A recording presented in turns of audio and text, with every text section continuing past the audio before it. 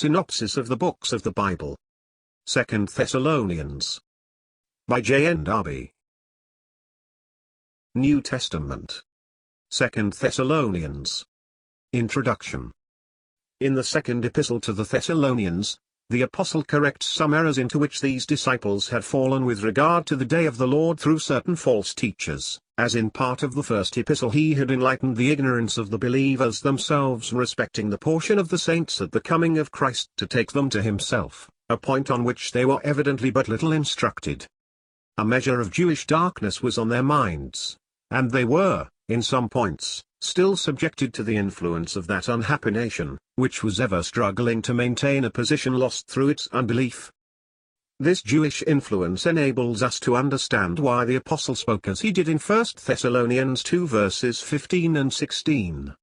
At that time this influence showed itself in the tendency of the Thessalonians to lose sight of the heavenly side of the Lord's coming, to think that he would return to the earth and that they should then be glorified with him, as a Jew might have believed, and that the dead saints would therefore not be present to share this glory.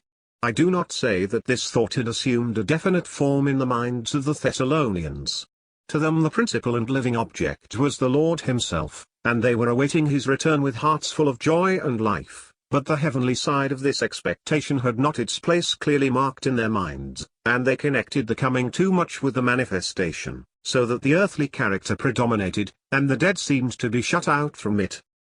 When the second epistle was written, this Jewish influence had another character, and the false teachers were more directly concerned in it.